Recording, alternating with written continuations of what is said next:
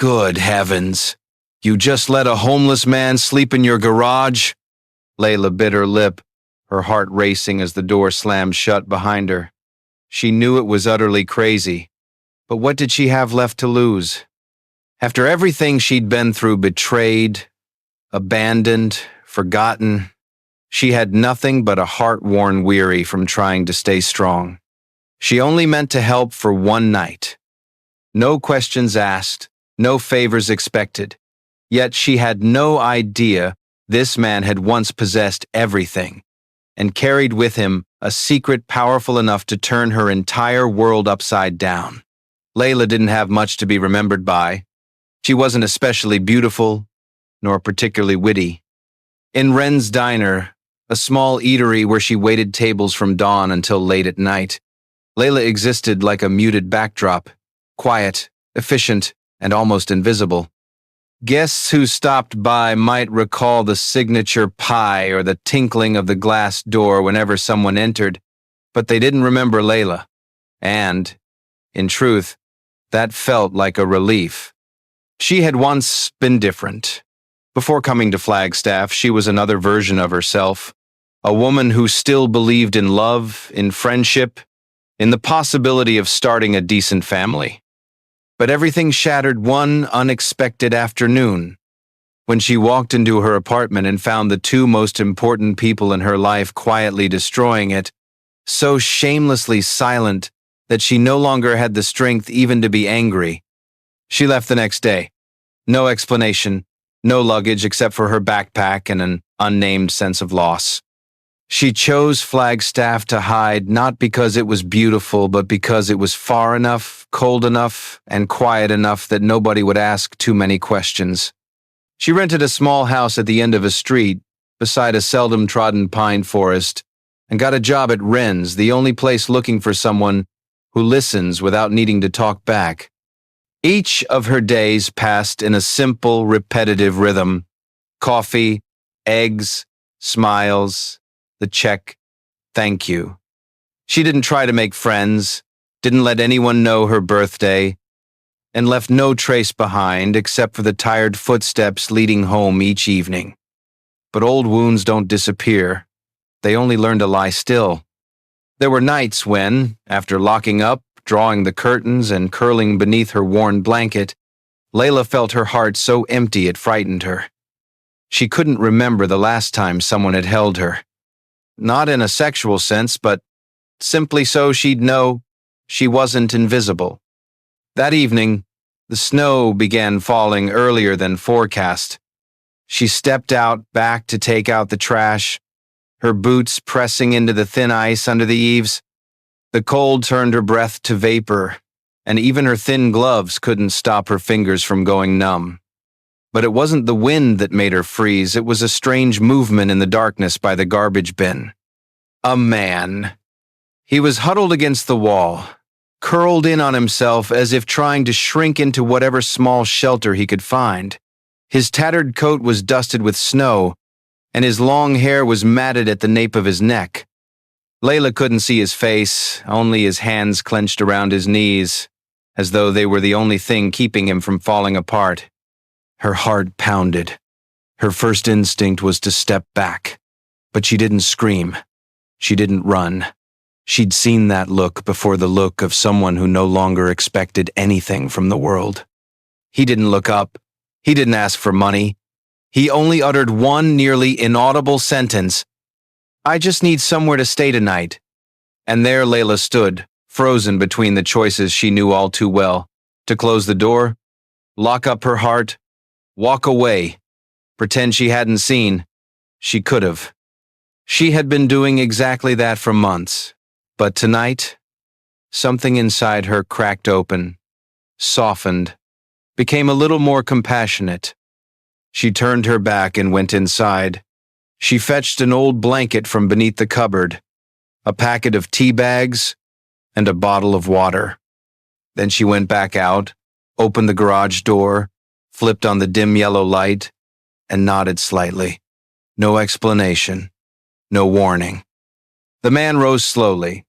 He moved as though every joint in his body were rusted, As he stepped into the garage, he lowered his head, daring not to look at her for more than a moment. The door closed behind him with a dull thunk. Layla remained still in the kitchen, her eyes fixed on the wall as if she might hear something from the other side. But all she could hear was her own heartbeat, not exactly fear, but a vague sensation, as if she'd just opened the door to something far larger than cold snow and darkness. And she had no idea that very night, everything in her life was about to turn in an unexpected direction. Welcome to 30 Millionaire Stories, where success meets solitude, and every story heals a hidden wound. Subscribe and discover the heart behind the fortune. He didn't say much, no questions. He didn't intrude on the small, shut-in world she had built. The next morning, Layla opened the back door as usual and almost froze solid. The entire walkway had been cleared of snow. No more slick patches, no thick, grimy ice clinging to the steps. The shoveling was even and meticulous, as if someone had spent hours doing it not out of obligation, nor seeking any credit. She wasn't sure how to react. She wasn't used to anyone doing something for her without conditions attached, so she said nothing, just as he had. In the days that followed, there was still no lengthy conversation. He didn't sleep in the house, didn't ask to use the kitchen, didn't touch a thing that didn't belong to him. Yet every morning and every evening, Layla felt his presence as something quiet yet steadfast. The leaky faucet had been fixed. The kitchen light no longer flickered when she switched it on at dawn. And the coffee there was always a steaming pot on the counter each morning, just the way she liked it. No sugar, plenty of foam, in the pale blue mug she once left on the top shelf. No explanation, no note, just everything felt a little easier to breathe. Each morning he folded the blanket in the garage as if it were his own ritual, neat at the corners, flat and precise, like a drill instructor's standard. Layla had seen that exact blanket folding in her cousin's military boot camp. Only soldiers could manage it. A small detail, but haunting. At night, if she turned off the living room lights and peered through the curtains, she would often see him out back, the faint glow of the stove casting a pale orange stripe down his back. He'd stand there for a long time, eyes lifted to the sky, motionless, as if listening for something far away, something no one else could hear. She noticed herself pausing at that same window longer than usual. There was something about him that softened her heart, not because he was approachable, but because he never demanded anything. He never broke into her space. He simply existed, like a real presence that took no room, a gentle breath in a house, long accustomed to silence. When she asked his name on an afternoon when the wind howled, he only shook his head softly. "Just call me C." Layla didn't press for more, not because she wasn't curious, but because she understood the need to keep one's secret locked away. She had once been like that too. There were years when she wanted others to see her by a makeshift name because her real name carried too many unspoken memories. And so, C became part of her daily orbit, not like family, nor like a stranger, more like a breath, a breeze, present, but unbinding. She realized she began to look forward to it. A fleeting glance at the kitchen door, a hot cup of coffee each morning, the faintest footstep on the old wooden floor as he quietly returned to the garage. One day, she even lingered in the kitchen just to see whether he had swept the fallen leaves in the backyard, as he always did. And she feared that longing, because it felt so familiar as when she once loved, as familiar as when she once hoped. But this time, there were no roses, no promises, not even a single flirtatious word. There was only silent kindness and a man of unknown identity who spoke nothing of himself, yet performed small acts that touched the empty spaces she thought would remain sealed forever. And Layla began to wonder, was she living with a stranger or rediscovering herself through the silence he left behind? Dear viewers, I have a small favor to ask. Please hit like and subscribe if you enjoy inspirational stories, and don't forget to leave a comment telling me, where are you watching from, and what time is it where you are? It always warms my heart to see the world come together just to share a meaningful moment. That morning, Layla's kitchen was bathed in the cold blue light typical of a heavy snowfall. Everything was as usual, the refrigerator's faint hum at measured intervals, the lingering aroma of coffee on the stove from the night before, and her soft slippers resting quietly by the chair's leg. But there was a strange emptiness slipping into the space, subtle yet unmistakable, so much so that Layla had to pause mid-pour as she filled the kettle. She sensed something even before stepping onto the back patio, a silence, unlike the normal stillness she'd grown accustomed to since he'd appeared to avoid missing something. Like waking up and knowing someone important had just left, even though there were no signs beyond the hollow weight pressing on your chest. The garage door stood ajar.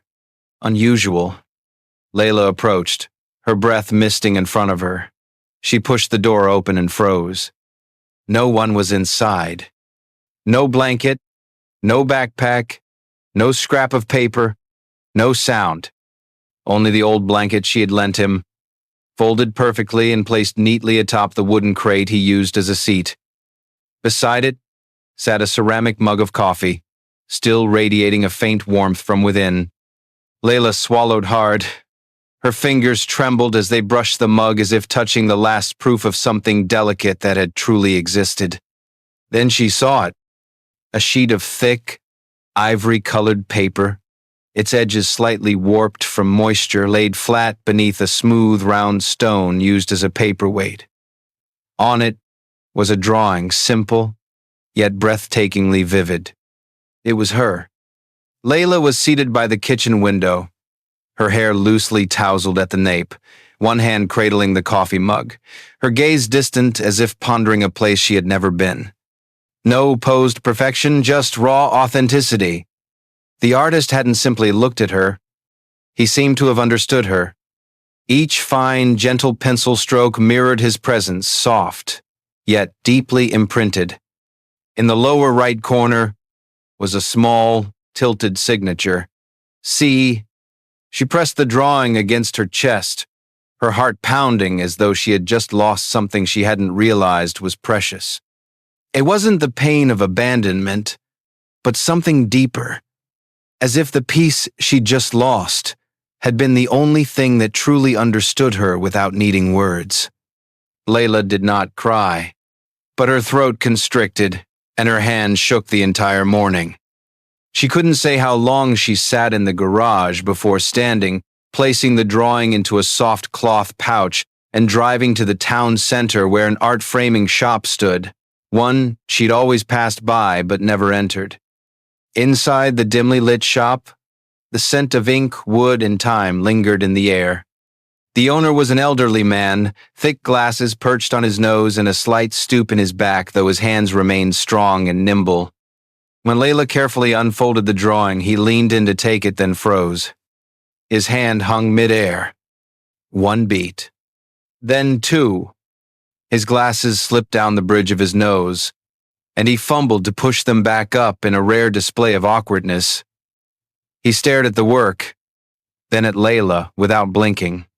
"Where did you get this?" His voice was barely a whisper. Layla hesitated. "It was given to me by someone who stayed with me for a while." The shop owner quietly examined the drawing again, as if to ensure he wasn't mistaken. He lowered his voice, nearing emotion. "This is Colton Hale's handiwork." That name did not immediately register with Layla, but the way he spoke with a mixture of reverence, regret, and disbelief made her grip her coat pocket reflexively. "Who is he?" she asked. "Who is he?" The man shook his head, as though the question was far too simple for such a lengthy answer. "He was once the brightest star in the art world. Colton painted portraits that pierced the soul. His works weren't merely images, they were emotions, truths. Then, suddenly, he vanished. No exhibitions, no interviews, no farewells. As if he erased himself from the world. Layla stood motionless. The vague intuition within her sharpened, clear as the pencil lines on the paper. The man who'd slept in her garage, who brewed her coffee just the way she liked, who stood in the night gazing at the stars, not a nameless homeless stranger. He was Colton Hale. And the only thought racing through Layla's mind in that moment was, why would someone who once had everything choose to disappear behind her own door? 3 weeks passed as though someone had squeezed time itself, making it both interminable and eerily silent. Layla still went to work, still greeted customers, still carried trays of food as if nothing had changed. But inside her, everything had shifted, subtly, yet profoundly. Each morning she brewed coffee and placed the pale blue ceramic mug on the table as a strange habit. Each evening, she gazed out the kitchen window, half expecting a silhouette that was no longer there. There were moments she almost convinced herself he would return, as if he had never vanished. But it was only the wind, only streetlight reflections on the glass, only herself, weary yet unwilling to admit it. The drawing remained framed on the bedside table. She looked at it every night, not to remember but to remind herself that what had happened was real, that someone had seen her, not for her appearance, not for her sorrow, but for her very presence in the simplest of moments.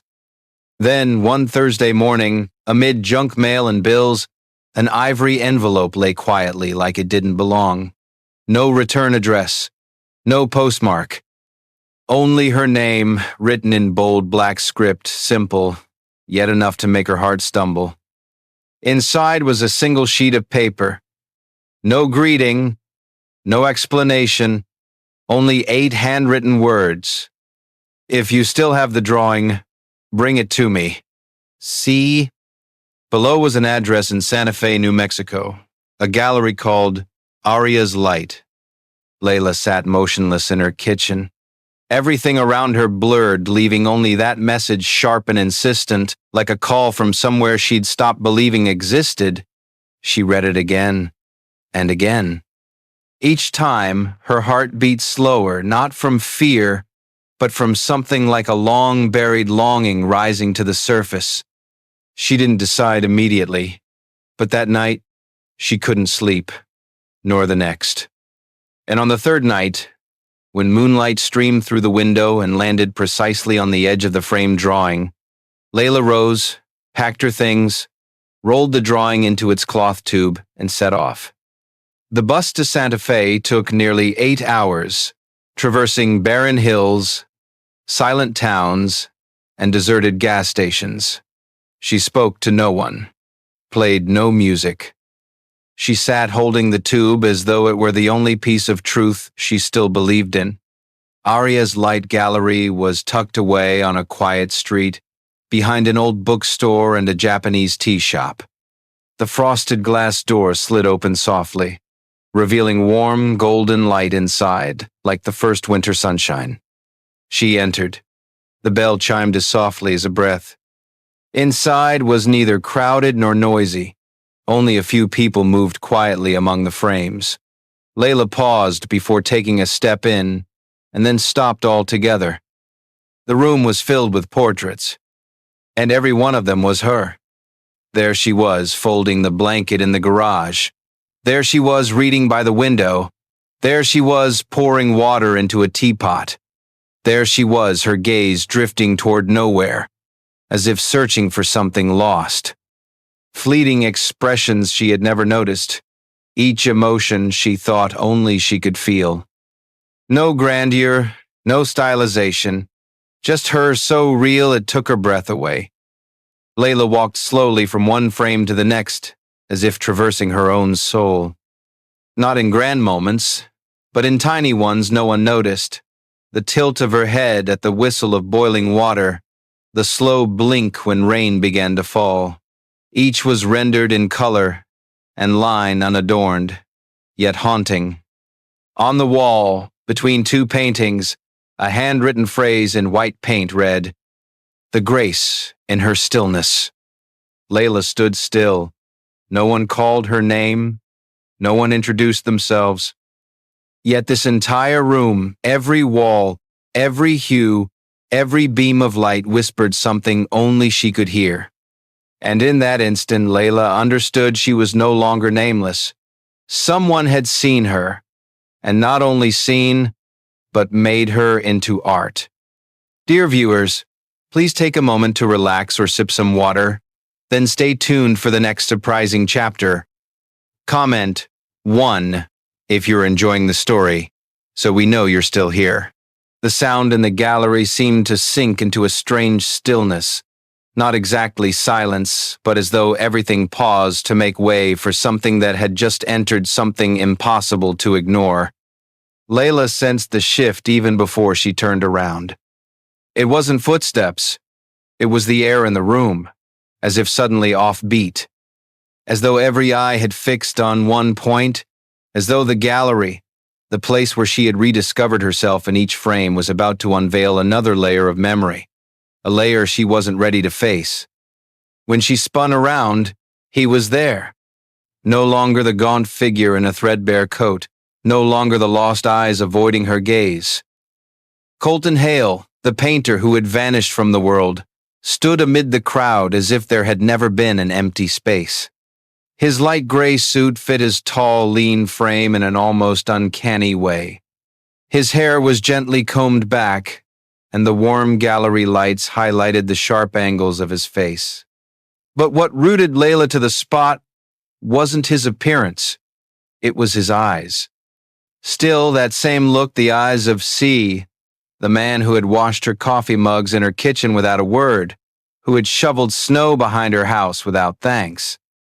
Behind those refined garments and the veneer of fame, she saw the same quiet, smoldering loneliness so real that one could not look away. He didn't seek her out in the crowd. He stepped forward onto the small platform in front of the centerpiece portrait, Layla's own likeness, the light caressing her cheekbones, as if it were dusk's tender glow. Colton paused, hands empty. No notes. No introduction. He simply stood there, as if there were nothing left to hide. Some believe art comes from technique, his voice rang out soft, yet substantial. From skillful hands, from the eye, from practice. But for me, art comes from being seen, truly seen. The gallery fell utterly silent. A few months ago, I was no one. I was no longer Colton Hale, not an artist, not a man, nothing. I was a shadow in my own life. And then, his gaze lingered on the portrait. I met her. Layla stood at the back of the room. No one recognized her. No one knew her was the woman clutching the strap of her bag, palms slick with sweat, breath catching. She didn't ask who I was, didn't demand my past, didn't need thanks. She simply opened a door and let me be. A faint smile flickered across Colton's lips. Not pride and unspoken gratitude. She didn't save me with words. She saved me with her presence. Layla saw me when I no longer saw myself. Layla's heart tightened. His words, calm, unadorned, pierced the softest part of her, the place no one had ever touched with such respect. Yet at the same time, an old fear stirred. Who was she in his world? The woman who had opened her door to a homeless stranger, or the muse painted on these walls for hundreds of strangers to admire? A human being or merely material? Each painting on those walls suddenly felt heavy. No longer gentle fragments of emotion, but windows exposing her for all to see. She felt stripped bare without consent. Part of her wanted to believe everything Colton said was true, but another voice whispered, she was being turned into an icon, not honored as a person. Layla could not stay. She turned on her heel and strode out of the gallery. Each step pounded in time with her breaking heart, not from anger, but from an unnameable sorrow. Whispers trailed behind her, curious glances, everything blurred by the silent tears on her cheeks. Outside, snow began to fall quiet, white, and thick. She walked into that cold as if to cleanse herself of the gallery's light. And what she didn't know was he still stood there, watching her every step as she left because she was carrying away the only piece of him that remained. Snow fell heavily, as if the sky were trying to hide something too real for anyone to see clearly. Streetlights cast a pale, trembling yellow glow over the slick sidewalk. Layla walked briskly, each breath turning to vapor in the biting cold, her cheeks flushed by wind and tears not yet dried. She didn't know where she was headed. She only knew she needed distance between herself and the gallery, between herself and him, between her own heart and the whirlwind of feelings breaking inside. Each step pressed down on an unspoken question. Was she loved or merely idealized? Footsteps sounded behind her, urgent, genuine. Layla did not look back. But a stronger gust of wind brushed her shoulder, making her stop not from cold, but from the sense that someone was right behind her. No clamoring, no pleading. Just presence quiet, but powerful enough to touch the softest parts of her heart. She turned. Colton stood there, coatless, hair tousled by the wind, eyes reddened from cold, but still those same eyes. Still the man who once sat wordless by her tiny garage heater, as if the rest of the world no longer had room for him. He didn't speak at once. He simply offered her a painting tucked into his suit sleeve, now flecked with melting snow. Layla took it, her hands trembling for reasons beyond the weather. She unrolled it. It wasn't a grand portrait, no dramatic lighting or symbolic color. It was just the two of them, she and he standing before the old garage. Its wooden door faded with age, the warm light behind them silent. The sky glowed a fierce orange at dusk, imperfect, streaked with gray clouds.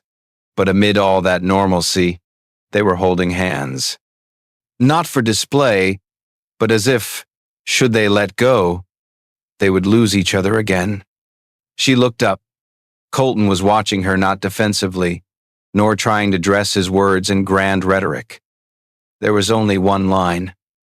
You are not my inspiration. You are my reality. His breath mingled with the wind. I don't paint to remember you. I paint because I don't want to forget how it feels to be alive when I'm with you. Layla stood frozen. His words seeped into her, not through her ears, but through every nerve, every beat of her heart contracting. Part of her wanted to weep, part wanted to believe, part still feared. Yet, deep within, something had softened. She stepped forward very slowly. She placed her hand on his chest, where his heartbeat was rapid and real, just as when she first heard his footsteps behind her house. No ring, no bouquet, no proposal, just this silent, absolute choice. Then, she whispered, come home. My garage has always been waiting for you. He bowed his head. No kiss, no performance, just a tight embrace. They stood there, under the pale street light, as the snow fell lighter now, as if the cold had eased. No longer strangers, no longer fugitives. Only two hearts once shattered, now finding their final pieces not by chance but by choice. And somewhere in the sleeping city, Layla knew, true love need not shout. It only needs someone brave enough to stay, not when you are at your brightest, but when you are just an open door, in the white snow of night, waiting for someone patient enough to knock and step inside. Life sometimes places us in the darkest rooms, only to light them from within by a stranger's hand. Layla and Colton's story is not just about love, but about a courageous choice. The choice to see one another, to stay in silence, and to heal through presence, not promises. We may not need someone perfect. We only need someone genuine, someone who holds our hand when we no longer believe our hand is worthy of holding. If you have ever felt invisible, ever thought you weren't special enough to be fully loved, remember, sometimes the one who sees you most clearly comes from where you least expect. Tell us, which moment in this story left you speechless?